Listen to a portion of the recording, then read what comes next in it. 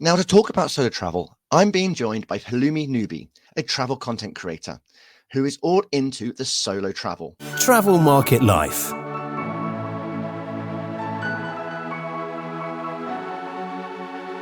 Hello, thanks very much for joining us today, Pelumi. So, what makes solo travel so appealing? Solo travel is a gift that keeps on giving, Fantastic to be here, by the way. But solo travel honestly changed my life. It's choosing or having ownership of how you choose to do things. It really shows you who you are in a way. You're not relying on other people, you're having the full experience just by yourself. And that unveils a whole layer of yourself that most people don't get to know when they don't solo travel. So, solo travel has taught me a lot about who I am as a person, my likes, my beliefs, my values, and really stretched me to step out of my comfort zone and do some incredible adventure by myself, which is, self-affirm and shows the level of self-resilience I do have within myself. Now, I mean, let's talk about that first ever solo trip because I remember mine and I was so nervous. But the fortunate thing is that I was actually going over to meet people, and I was traveling around the country, especially this is North America, about 20 years ago. Mhm. And there was only really in between the cities that I was on my own, which Yes. started to give me that confidence. But what was your first ever solo trip? So I traveled to Sweden. I remember going to Skyscanner and looking for the cheapest flight. I think it was a Ryanair flight for like $10. But I wanted to be memorable. So I remember booking accommodation that was like a pack ship or yacht, kind of like converted old. And I just wanted to have like a standby thing. It was super cold. I remember it being the middle of winter, and just roaming around. And they have this really cool display on the ground trains and stuff like that. I remember just walking through it and just kind of like seeing myself in a very interesting, like discovering things like number one, I don't necessarily like museum. I always thought I love museums when I go travel with friends. But when I'm by myself, I like more unique like exhibition rather than standardized museum.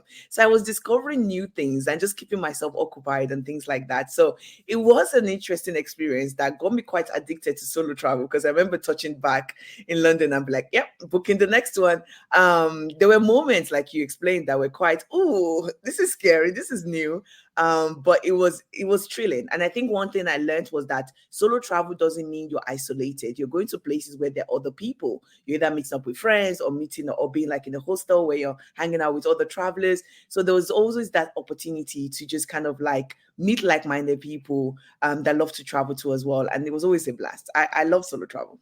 I mean, I find I talk to many more people than I ever would do if I was with someone else. I remember being in India particularly, and I would just talk to the market stall people for what seemed to be forever. And obviously, at a point, they would always continue to try to sell you something, but you're like, no, I'm moving to the next one. But thanks for the conversation. Exactly. Exactly. There is that openness in that conversation. You do not realize how much you stay within your own cluster when you travel as a group, because you're just familiar, you're very comfortable in that space. But when you're by yourself, you just gotta be creative. I tend to join more like walking tour whereby I meet other travelers and then we spend the rest of the day together. And they've just been so many amazing friends. One of my best friends currently, we met on a solo trip, both solo traveling, bumped each other on the bus. It was somewhere in middle in the East Europe where most black people tend not to travel to. And it was like two black women. We're just like, okay, what are you doing here? What are you doing here? And we kicked up like a blast. Ended up being, both being doing a PhD, both based in London, and just had so much similarity that we kicked up like, a house on fire. So yeah, there's definitely the opportunity to meet new people and to have amazing conversations. And you always got to think about budget as well when you're solo traveling, and you got to find solutions to problems. And again, there was this one time when I was in India, I had a coach arranged, the coach never turned up. I then had to find, well, what am I going to do? And I was wandering around for like half an hour. I found a tourist board office. They then helped me out. They told me, you need to get on this bus. And it was a local bus. I ended up being sat between a few chickens and some goats. And we had a 5.5 hour journey, and all I had was 6 biscuits. And I think someone next to me noticed I had no food and was starting to offering me food. And I was having these sort of pidgin English conversations with people. And as you say, you don't get that level of experience if you were with someone, because you would have looked at each other and gone, shall we just get a taxi? Exactly.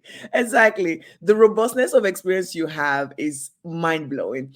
It really pulls you out of your comfort zone. You get to really discover how tough you are, in quotes. You really are put into the deep end. And it's incredible because you just like, wow, I did not know that about myself. And I have so many experiences like the one you described on my solo journeys where I'm just like, what just happened? Let me do that again because you cannot plan that. But yeah, especially when you mentioned a very, very interesting topic, which is budget.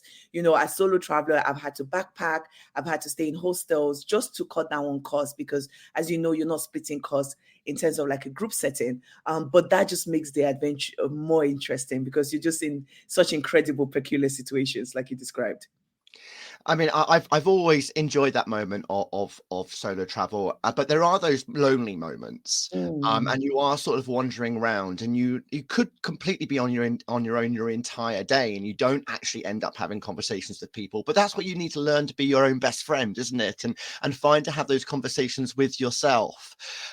What do you, when you're in the darkest moments, what do you do to try to bring yourself out of them? Oh, that's a good one. I think then you literally need to sit with your emotions. I think we are in this kind of fast-paced society where we're constantly trying to distract ourselves from what we are actually feeling. And you are right, those solo trips really allows you to feel all the emotions. Why am I feeling sad? Why am I feeling upset? Why am I feeling this kind of emotions? And it lets you dig up these thoughts that you would not be able to do when you're in company of people because you're in this headspace where you're able to reflect and really moves on your stay. I tend to love doing even more solo activities. So then I will go like on the solo dates together where I'll go for dinner or a shopping spree or kind of like really just spending even more time with self. And then I always find a way to then connect to other people outside of that, even if it's just where I'm staying, the reception is there's just always somebody you can always strike up a conversation with. But I always encourage people not to shy away from those emotions because that is the gift of solo travel, that you get to dig a little deeper from just the surface level things and get to know oneself, spend time with. I don't think we spend enough time with self, and solo travel gives you that gift of being able to do so. And one, as you mentioned, hostels. I mean, I found that very beneficial for being able to meet people, especially when you might be in those loneliest moments, because either people will be traveling in small little packs and you can join them, or there will be other solo travelers, isn't there, that you can perhaps meet lifelong friends.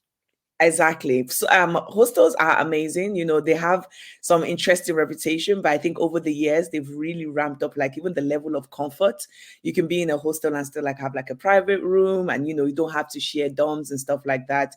They've even maximized like privacy where most of them have curtains now and things like that. So you don't have to shy away from them. But like you said, they are amazing. Most hostel even like intentionally plan activities whereby you're cooking together, having dinner together, going on pub crawls together, just really, really fun things that can get you connecting with other travelers, whereby you realize we are more similar than different, to be honest, as humans. Now, you have quite an extensive travel program. We were just having a bit of a chat about that before we came on to record. Tell me about some of those trips that you've undertaken as a solo traveler. Oh my goodness. So I've traveled to over 80 plus countries and more than half of them is solo travels. I'm always on this like it's happening, guys. You can more than welcome to join. I do love traveling with friends, but most time, time don't work out or everyone got other commitments. I intend to go solo. So more of my, within Europe has been solo travel. Just look for, like I said, a Sky Scanner, cheapest destination, weekend break, go on Friday, come back on Sunday, that kind of thing. But very recently, I did a solo trip, solo driving from London to Lagos, being the first Black woman to do such adventure, which was just incredible. I was able to immerse myself, traveling through Europe and then through West Africa and just have, bucket list of memories that I could, not trade for the world. So yeah, that was the most recent adventure that I went on solo. How long did that take? 74 days. Whew. How do you plan something like that? Because I'll tell you why. Because I mean, I've got myself a van. I've converted into a camper recently. I'm still sort of like even though I've done loads of solo travel, I'm actually really nervous about the idea of just taking a car over to another country and then driving through it for a few weeks. And I just like, how did you sort of like plan it to give yourself that confidence to go right, no turning back? First of all, I'm big on just do it. Do it scared, do it petrified, do it butterflies in your belly, because honestly, the results on the other side is just incredible. But I'm also big of a planner. So this particular trip took almost a year plus of planning. So it wasn't I'm a big spontaneous trip, but this I knew I needed like crossing multiple borders, needed the right car documentation. So it did take some time. But before then, I did like other version of like, solo driving. So for example, in 2022, I drove across Namibia 4,000 kilometers by myself. I rented like a Jimmy Suzuki small car, rented some camping gear, and just drove around, which is just amazing. Namibia is one place I recommend road tripping. It's like driving through the moon, Wow. incredible scenery, sleeping under the stars. I was just like, wow, was literally my vocabulary for that whole 2 weeks I was there. And then last year I did like a mini version of London to Lagos, where I drove from London to Lake Como, Italy for a friend's wedding.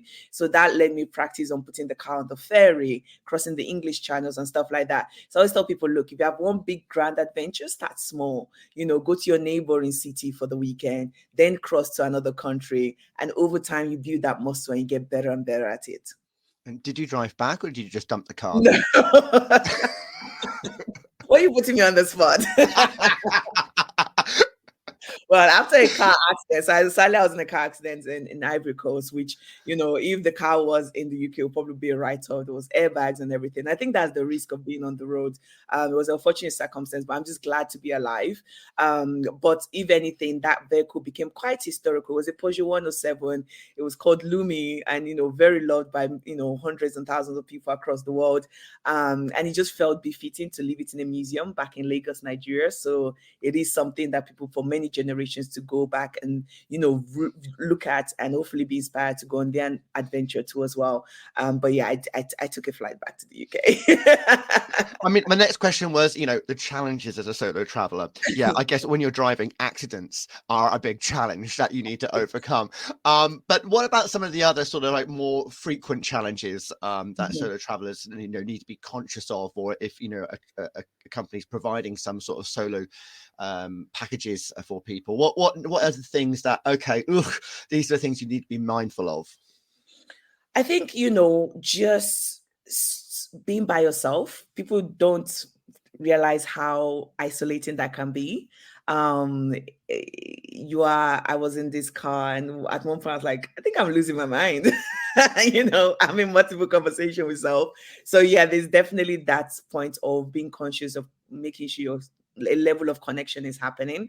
If you're talking about being a woman, you have the safety concerns. That was one of the top asked questions. How are you sure you're not going to be kidnapped? Are you sure you're going to be safe? Just a woman, just the general perception of society, expectations and stuff like that. That's definitely something. I'm just safety conscious. So there were some things I did, like I had like an air tag on me all the time, so my family could know exactly where I was. I had the door locked and the window open. I had like blackout curtains at the back so people couldn't look into the car and see like my valuables in there. I try not to drive at night. There was just like safety conscious I kind of put into place. Solo travel just come with that level of extra cost too as well. I think most organizations are making, that conscious effort whereby like it's a cruise, they're trying to pairing people together or trying to see how to reduce costs. So that's something that's, industries could be more conscious about why sometimes as a solo traveler, you want to go on a tour, but it's minimum of 3 people and you're having to pay that out of pocket. So just that awareness that being solo does become quite expensive pretty quickly sometimes. But yeah, I think those are the few challenges in terms of just kind of like, self-navigating some situation, not having that support network sometimes, and having to just, put yourself out of your comfort zone. Yeah, I mean, I remember, the things that I used to work with was making sure I always had a diary that I could write in. I found writing was a very helpful way of getting some of the feelings that I was experiencing out, but it's also a way of telling my story, the things that I'd seen. And then these are conversations that you would have with someone you'd be traveling with. But it seems as you can't have them, and you could have them with in your own head. But writing them down makes it more real, doesn't it? Absolutely. I'm a big journalist. Like I write every single day. And you're also right. There's some shared moments you just wish someone was there with. I think in my trip, there was this particular sunset in Mauritania.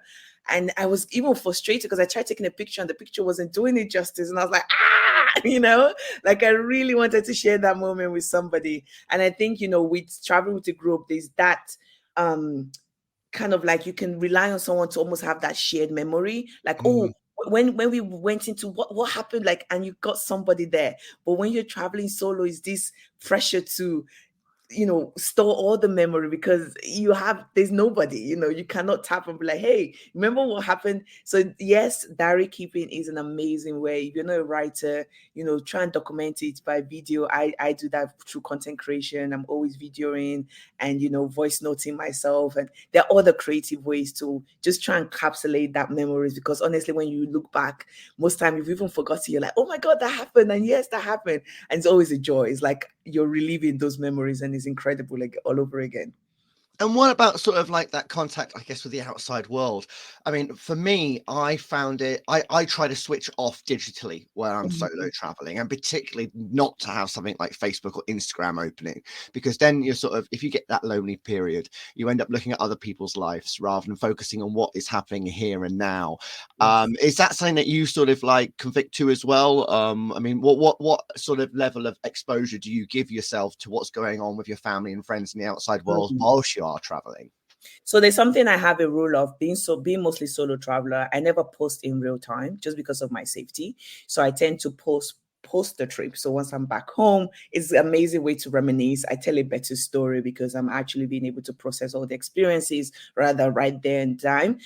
Because of the nature of my job, which needs me to document, I do that. And a lot of people, I tend not to create content. I just document the moment. So let's say I'm having a shared dinner with locals. I literally sometimes just place my phone, totally forget about it, on time lap, and I'm just having and being in the moment. So that's how I'm able to do both. Yes, sometimes, you know, there is sacrifices whereby I choose the creation over the moment just because I need to capture it because I have to do for work or whatever. But most time I try to put the experience over the work, because that's what you come back to tell. That's what makes you an amazing storyteller. You know that quote, you know, traveling leave you speechless and turn into a storyteller. You need to experience that traveling. So unfortunately, I do need to be active on social media. But by using this little cheat code, like posting once I arrive or not particularly staring at the camera while I'm in the moment, just leaving it hanging and let it do its thing to capture the moment. Those have been quite helpful to navigate both worlds. Excellent. Right, now, let's dive into the industry side of things, shall we? So how could the industry better cater for solo and particularly women travelers? I think definitely more connectivities. I think a lot of apps are coming up now whereby you're able to meet other solo travelers, you know, more support networks are trying to be there. But I think definitely more improvements in these. And just the reassurance, I think as a community to just, you know, be safer. You know, solo women want to feel safer in places. That's one of the top search questions. You know, will I be safe? What are the safety protocols? What are the, like, you know, cultural norm? Those are things I was personally searching for. What are the dress code? All of that. We try to do our bit as solo traveler. It'd be great, you know, for to receive that same reciprocity. But then, you know, accessibility to information, kind of like what are the local customs, safety tips. If this can be easily accessible, sometimes you really have to do a deep dive and the information is not just available on your fingertip like all the things are. So yeah, I think, you know, programs to really foster like local communities and engagement, that will really enhance a solo traveler experience, I believe. I just made me think, actually. I just realized that I guess there's many more restrictions or considerations that women need to think about when it comes to dressing when they're in Exactly. different countries, isn't there? So you really have to do that read up before you go.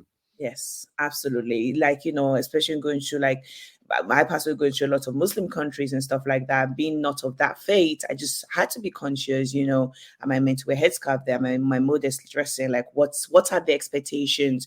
You know, it was just very important for me to that deep deep level of research. And I was up in forums. Some people have not even heard of that word for many years, just to get that level of information. It'd be nice to have like YouTube videos and vlogs and stuff like that, which I try to put out those kind of content so that people don't have to go through what I've been through. But if, you know, tourism boards and, you know, organization, tour companies can make this information part of their, you know, content, it would be great to just have it easily accessible in that way. Now, what advice would you give the market when they're perhaps looking at developing and creating packages, particularly for solo travelers? Is there sort of any trends that are coming out, or any ways of being able to package them up to make them more appealing? Definitely flexibility. I think that's always a key for everybody. Personalization. People want to feel like they are being catered to, especially as a solo traveler. Just the language you use, the terminologies, the showing that you are, when you're building this package, I was being thought about, not as an afterthought, but right from the beginning. And that is really quickly reflective, the space, you go to like some co-work space, for example, and, women are really, you walk into the bathroom and you see that level of thought of, like the products, hygiene products and stuff are in there. You just know that this is not an afterthought. This was there from the beginning. So that level of detail, personalization, and, just showing that we want more solo travelers. We're able to match other solo travelers together. I spoke about programs that some cruise company adapting, and that can be a thing whereby we're like, we see you like to travel, we'd love to match you together, or group trip with other solo travelers coming into it. But just a welcoming environment in terms of like, encouraging independency too as well. I think that's quite important. Other solo travelers do want to enjoy this solo travel experience so that they can push themselves out of their comfort zone. So they don't want the traditional, everything will be catered for you, but almost like we will have the basic, the things that will keep you safe and all of that. But you'll be able to do like one day of doing your own thing and, experimenting, and that kind of level of, and it's a very fine line of not babying, and does that make sense? Like enough. Yeah. So just that level of, we encourage you in independency, and again, being conscious of the, economic impact, and just kind of like adapting if it's a payment plan, if it's kind of like just showing that, we know this might be a bit more costly for you, and we are putting all these kind of extra things in place to help you travel more solo. Yeah, no, completely get it. And especially with the itinerary, I think it needs to be quite blank in spaces. Yes. Almost, as you say, not just to consider that it's that independency in a sense of, boredom, finding that moment of, you're so bored that you have to find something to do and go out there. Whereas I think if everything is programmed for you, you don't have that actual switch off moment, or that moment to self-reflect and go, why am I here? Yes. What am I doing? What am I trying to achieve for myself? Because it's just noise otherwise, isn't it? Exactly. I couldn't have said it more better. Like, it honestly needs that level of blank space where I need to, as a solo travel, be creative and actually benefit from my solo trip. And that is where the magic is, in those empty. I think with a lot of itineraries really packed and every hours is accounted for, that it just keeps you come back home and you want another vacation from the vacation you come from. So yeah, we just need to be mindful of that when creating itineraries like that. Wonderful. Pelumi, thank you for taking us through your experiences of a solo traveler and some of the advice that you'd give the market. Now, let's make sure that we know how to follow you. What are the channels you're on, and how can we make sure that we keep up with your movements? The joy of being a travel content creator is like I'm on every single platform you can think of. So you will catch me somewhere. I'm on Instagram. I'm daily updating my travel tips, hacks, showing that traveling can be easy, safe, and doable. So that is Pelumi. So Pelumi.Nubi, my surname. So that's for Instagram and TikTok. If you want more fun kind of content, that's on TikTok. And if you want longer vlog-like, detailed, that kind of content, I'm on YouTube, and that is Pelumi, Pelumi, Nubi, Nubi_. So you can find me on TikTok, Twitter, Facebook, you name it, I'm on that platform. And it's always a joy. I'm always there sharing really useful information about solo travel, about stepping out of your comfort zone. And I hope to catch you in your next adventure. My DMs are always open. Email is hello@peluminubi.com. If you have any questions, more than happy to answer them.